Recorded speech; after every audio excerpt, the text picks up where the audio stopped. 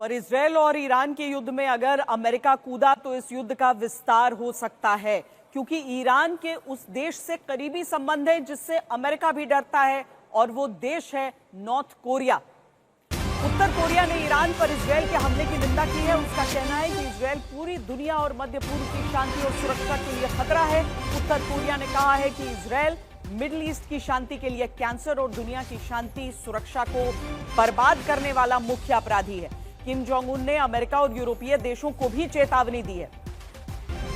हमारे साथ हमारे संवाददाता प्रणय उपाध्याय इस समय जुड़ रहे हैं। प्रणय, कितनी गंभीरता से नॉर्थ कोरिया की इन बातों को लेना है? वैसे भी इस युद्ध में जितनी बातें कही जा रही हैं वो हर एक दिन सही साबित भी होती जा रही हैं। देखिए श्वेता, जैसे अंग्रेजी में कहा जाता है कि he must be a worried man. तो इस समय उत्तर कोरिया के तानाशाह किम जोंग उन के मन में काफी घबराहट इस चीज को लेकर होगी, क्योंकि जो प्रयोग या जो चीजें ईरान में हो रही हैं वो देर सवेर उत्तर कोरिया में भी हो सकती हैं। उत्तर कोरिया जो है वो न्यूक्लियर पावर माना जाता है, लेकिन अगर अमेरिका इस चीज में कामयाब हो जाता है कि वो किसी भी ऐसे देश को जिसके साथ उसके संबंध ठीक नहीं है वो डी न्यूक्लियराइज कर सकता है, तो इस प्रयोग को दूसरी जगह पर विस्तार दिया जा सकता है। और ये एक भय है, एक आशंका है जो उत्तर कोरिया के मन में भी होगी। और यही वजह है कि उत्तर कोरिया ने आज करीब करीब 10 मिसाइलें जो है वो फायर की हैं, दक्षिण कोरिया का कहना है, क्योंकि आज सेनेट कंफर्मेशन था उत्तर कोरिया के अंदर जो उनके नए स्पाई चीफ हैं, और उनकी तरफ से कहा गया कि अगर उत्तर कोरिया की तरफ से कोई परमाणु वार किया जाता है दक्षिण कोरिया के ऊपर तो फिर अमेरिका इस युद्ध के अंदर भी शामिल होगा।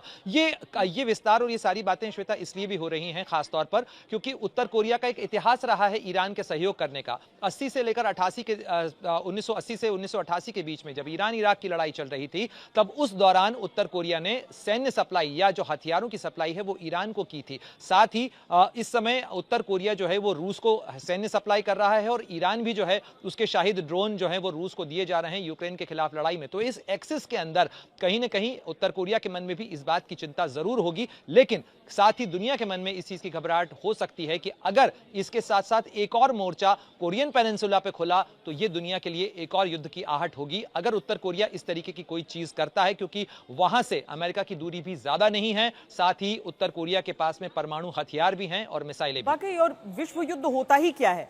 एक तो आपका केवल 2 देशों के बीच जंग न रह जाए, उससे अधिक देश, और दुनिया के किस किस कोने तक इसका विस्तार होगा, क्योंकि रूस यूक्रेन युद्ध के बाद दुनिया ईरान इजरायल के बीच जंग से परेशान है। अमेरिका अगर इस जंग में शामिल हुआ तो इसका भड़कना तय है, लेकिन दुनिया में तीसरी जगह भी तनाव बढ़ रहा है।